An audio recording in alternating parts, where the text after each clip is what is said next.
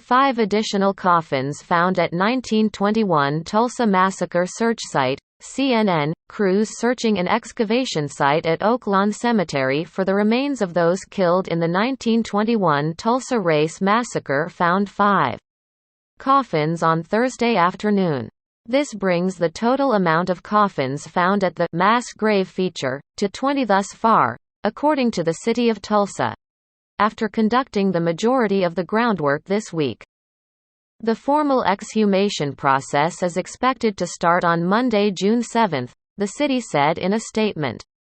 An 8-member team from the Tampa, Florida, office of Cardno Inc., an environmental and infrastructure company, is expected to be at Oaklawn Cemetery up to 6 to 8 weeks completing the exhumation process.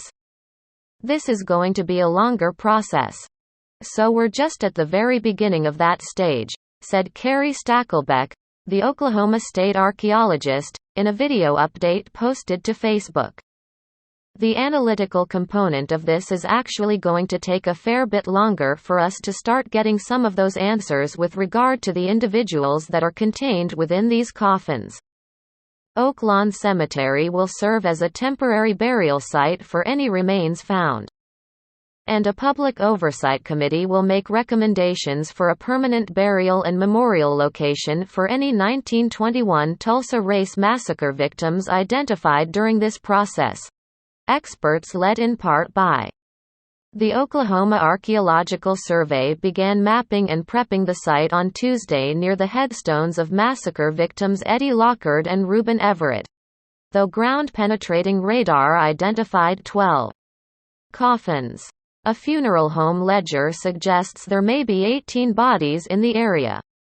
The excavation team is preparing for the possibility of finding as many as 30. Heavy machinery will scrape off the first few feet of topsoil to begin the process. There may also be some hand excavation, use of metal detectors, and screening of excavated soil, depending on what is discovered during the first day, according to details released by the city.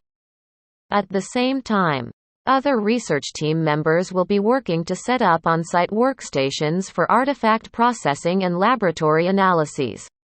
Once the bodies are exhumed, the city and its Public Oversight Committee will determine the next steps for storing remains, DNA testing and genealogical research, and commemorating the grave sites and honoring the remains, said a city news release. The work, which will unfold behind a screening fence with researchers, cultural monitors, historians, morticians, a forensic anthropologist and a videographer, may take months, the city says. That's not counting the efforts to identify the bodies and determine if they are indeed victims of the massacre.